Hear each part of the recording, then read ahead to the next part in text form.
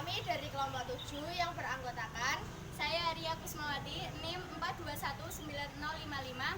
saya Sarah Masida, NIM 4219085. Dan saya Emre Siti Nurhuda 4219163. Di sini kami akan menjelaskan tentang maslahah dan mursalah. Maslahah dan mursalah. Secara epistemologi, al-maslahah adalah sesuatu yang mendatangkan kebaikan. Kemudian, perbuatan-perbuatan yang mendorong kepada kebaikan manusia. Secara terminologi, maslahah dan mursalah adalah kemaslahatan yang tidak didukung syarak dan juga tidak ditolak oleh syarak melalui dalil-dalil yang terperinci. Kemudian, macam-macam maslahah dan mursalah. Yang pertama, dari segi kualitas dan kepentingan kemaslahatan. Ada 3. Yang pertama yaitu maslahah al-dauriyah, al-daruriyah. Yang kedua, maslahah al-hajiyah.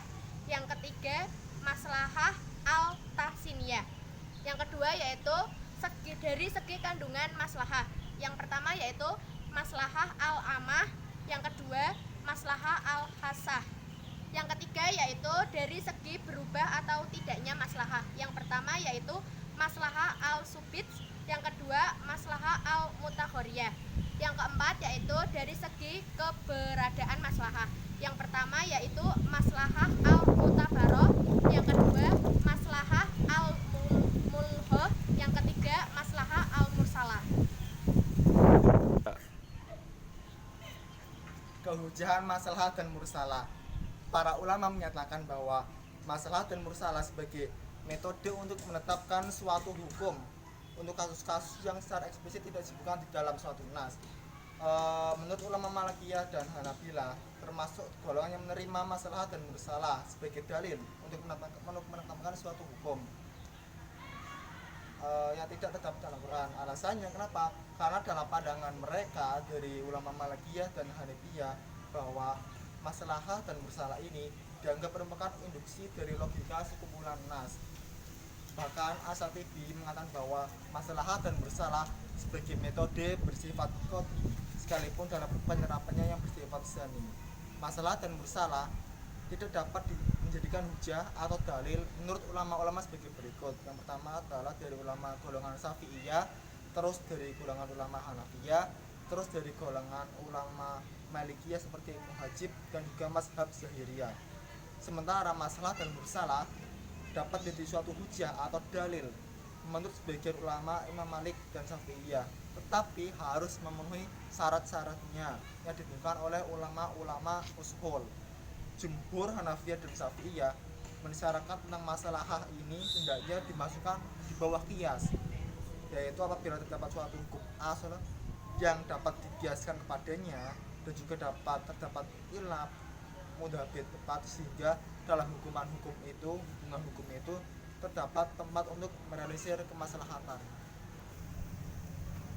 Pendapat ulama maslahah mursalah sebagai sumber hukum Islam. Menurut Al-Amidi, sepakat dalam kitab Al-Ihkam, ulama dari golongan Syafi'i, Hanafi sepakat untuk tidak berpegang kepada istislah kecuali Imam Malik, dan dia pun tidak sependapat dengan pengikutnya. Kemudian yang kedua, Ibnu Hajib. Sesuatu yang tidak ada dalilnya disebut mursal. Akan tetapi, jika gharib atau ada penetapannya, maka dalil itu bertolak secara sepakat. Kemudian yang ketiga, Imam Asy-Syatibi dalam kitabnya Al-Itisham. Al-Qadhi dan beberapa ahli menolak dan menganggapnya sebagai sesuatu yang tidak ada dasarnya. Kemudian Imam Malik menganggapnya ada, memakainya secara mutlak. Kemudian Imam Asy-Syafi'i dan para pembesar golongan Hanafiyah memakai maslahah mursalah dalam permasalahatan yang tidak dijumpai dasar hukumnya yang sahih. Kemudian selanjutnya Imam Al-Ghazali berpendapat bahwa bila kecocokannya itu ada di dalam tahap perbaikan, tidaklah dipakai maupun ada dalil yang lebih jelas. Selanjutnya, aplikasi maslahah mursalah dalam ekonomi dan keuangan Islam. Yang pertama, intervensi pemerintah terhadap harga pasar. Yang kedua, larangan dumping dalam penjualan produk. Yang ketiga, larangan spekulasi falas. Yang keempat, penerapan revenue sharing pada bagi hasil.